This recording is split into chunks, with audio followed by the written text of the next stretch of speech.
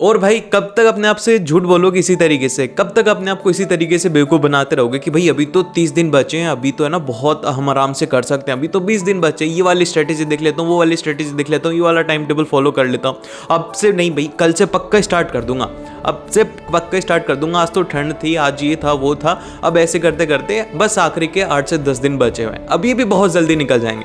और ऐसा भी टाइम आएगा जब तुम एग्जाम हॉल के अंदर बैठे होगे और तुम देख रहे होगे कि तुमसे क्वेश्चन सॉल्व नहीं हो रहे, तुम्हारे साथ वाले सभी क्वेश्चन सॉल्व कर रहे हैं। उस टाइम के ऊपर तुम्हारे पास में क्या बचेगा? सिर्फ और सिर्फ एक चीज बचेगी, वो बचेगी रिग्रेट, कि काश यार मैं वो जो टाइम था ना उसमें पढ़ लेता, मेरे पास में खूब टाइम था। लेकिन क्या बचेगा? सिर्फ और सिर्फ रिग्रेट।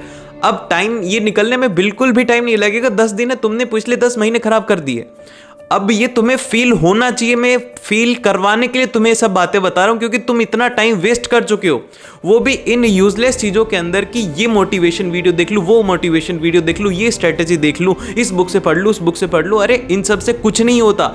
मोटिवेशन क्यों चाहिए यार तुम्हें? बाहर का मोटिवेशन, रियल मोटिवेशन खुद से होता है। जब अगर खुद के अंदर एक इच्छा होती है ना कि मुझे भी यार बोर्ड्स के अंदर अच्छा स्कोर करना है, मैं भी एक अच्छा स्कोर करूंगा, क्यों नहीं करूंगा यार? मेरे पेरेंट्स ने क्या मेरी फीस नहीं दी? क्या मेरे पेरेंट्स ने मेरे ऊपर पूरी मेहनत नहीं करते, मेरी इच्छाएं पूरी नहीं करते? सब कुछ करते ना मेरे लिए। तो मेरा क्या फर्ज है, तुम्हारा क्या फर्ज है कि वो बस एक ही तो चीज आती है कि तुम भी बोर्ड्स के अंदर अच्छा स्कोर करो। जिस दिन तुम्हारा रिजल्ट आए, तुम्हारे सारे फैमिली मेंबर्स जब तुमसे पूछे तो तुम्हारा मुंह छोटा नहीं, तुम खुश होकर के सबको बताओ, तुम्हारी वजह से तुम्हारे पेरेंट्स के मुंह पर भी खुशी आ पाए। तो अब ये जो 8 से 10 दिन है ना, या तो इनको इसी तरीके से निकाल दो जैसे पूरा टाइम निकाल दिया, या फिर इनके अंदर है ना सही ढंग से रगड़ के मेहनत कर लो। अब ये जो बात मैंने बोली है ना, इसको सुनकर के 2 माइंडसेट होंगे स्टूडेंट को। एक तो वो माइंडसेट कि भैया अब तो बिल्कुल ही टाइम नहीं बचा, अब तो मेरे से होगा ही नहीं, मैं तो अब कुछ कर ही नहीं सकता, वो हार मान जाएंगे। और दूसरा माइंडसेट ये होता है कि वॉरियर वाला माइंडसेट कि हाँ भाई क्या हो गया, टाइम निकला है, लेकिन अभी भी मेरे पास में टाइम है ना, मैं इसमें अच्छी मेहनत करूंगा। पहले अगर मैं 6 घंटे पढ़ता था, अब से मैं 12 घंटे पढ़ूंगा। ये होता है एक विनर का माइंडसेट, एक वॉरियर का माइंडसेट, जो कि उसे अपना टारगेट अचीव करने में हेल्प करता है। तो सबसे पहले तो अपने इस माइंडसेट को चेंज करो कि भाई वॉरियर वाला माइंडसेट रखो। यार कोई नहीं, इतना टाइम निकल गया, अब 10 दिन अगर मेहनत नहीं करूंगा तो कब करूंगा? जब रिजल्ट आ जाएगा उसके बाद करोगे मेहनत। क्या मिला तुम्हें? ये सब रील्स स्क्रॉल करके, यूट्यूब वीडियोस देख के कुछ नहीं मिलेगा, इन सब से कुछ भी नहीं मिला। बस तुम्हारा टाइम कम बचा है लास्ट के अंदर। तुम्हारी ये स्थिति हो गई कि अब तुम्हें डर लग रहा है एग्जाम से।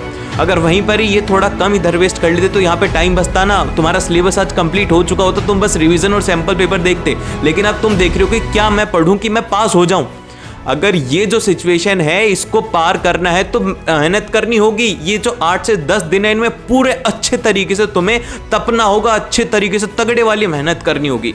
तो इसके लिए अपने माइंडसेट को चेंज करो। यस भैया मैं कर सकता हूं, क्यों नहीं करूंगा? अब तो मेरे पास में पूरा पूरा जी जान लगा दूंगा, अब तो मैं करूंगा। तो इसीलिए ना अभी मेरे को भी बताओ कि यस भैया आई एक्सेप्ट दिस चैलेंज, कि मैं ना अब आपसे जब भी मिलूंगा जब मैं पूरी मेहनत करूंगा, और हर दिन आकर के लिखूंगा कि भैया आज भी मैंने मेरा 100% दिया।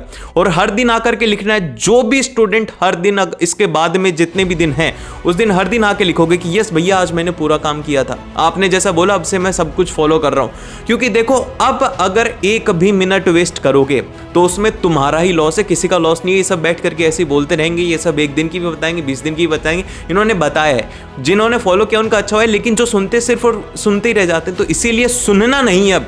अब क्या करना है, अपनी पेन और नोटबुक उठानी है और अब हमें मेहनत करनी है। क्योंकि अब मेहनत नहीं करेंगे तो कब मेहनत करेंगे? तो अब मैं आपको एक बात बताता हूं। देखो इसके अंदर मैं ऐसी कोई भी जड़ी बूटी या फिर ऐसे कोई भी क्वेश्चन नहीं दूंगा जिसको कि तुम एक बार में कर लो हो जाएगा। नहीं होगा। अगर होता तो बहुत ही अच्छी बात है ना, मैं सभी को ही बांट देता, लेकिन ऐसा नहीं होगा। मैं बस एक पढ़ने का तरीका आपको बता सकता हूं कि आपको किस तरीके से पढ़ना है। अब ये 8 से 10 दिन बचे हैं, इनके अंदर आपको क्या आपका माइंडसेट रखना है उसके बारे में मैं आपको गाइड कर सकता हूं। अब इसके बाद में आता है सबसे इंपॉर्टेंट पॉइंट कि अब करना क्या है। तो देखो सिंपल सी बात है, सबसे पहली बात तो यह है कि आपको अपने डे की प्लानिंग करनी है।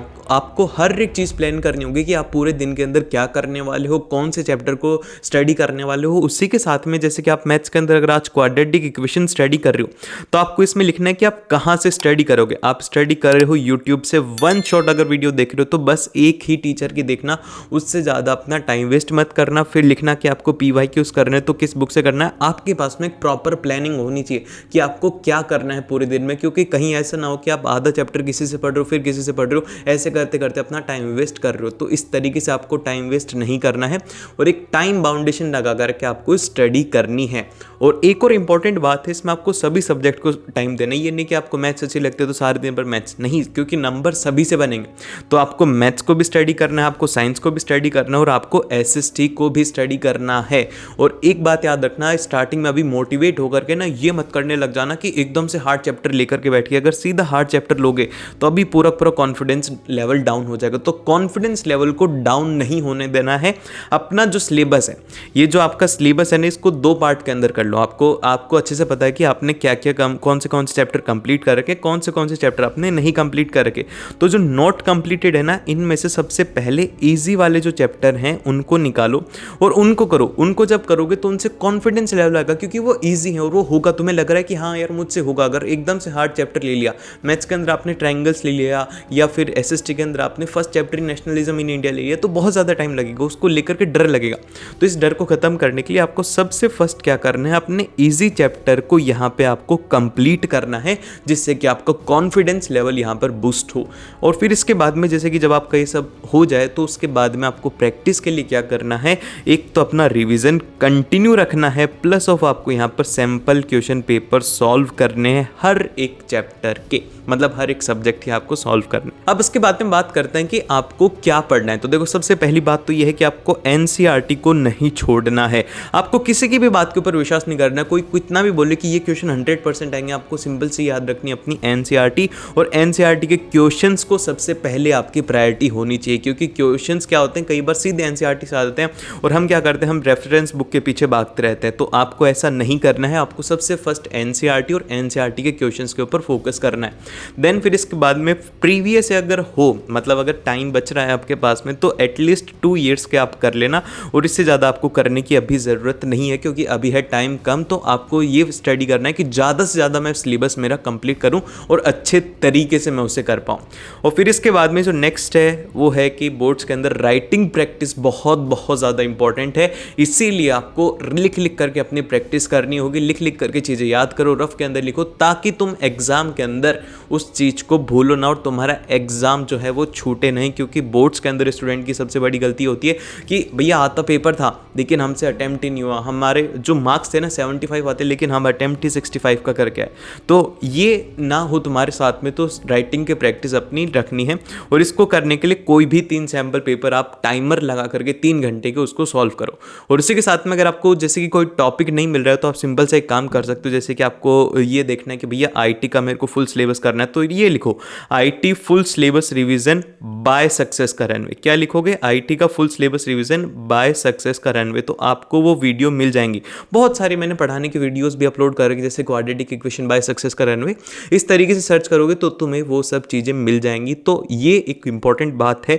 देन फिर इसके बाद में सबसे इंपॉर्टेंट बात है कि अपने आप के ऊपर भरोसा रखो। कोई कुछ भी बोले, कुछ भी कहे, तो मैंने एक तो नेगेटिव बातें सुननी नहीं है किसी की भी। कोई बोल रहा है नहीं होगा, बोल देना कि भाई देख लेंगे यार।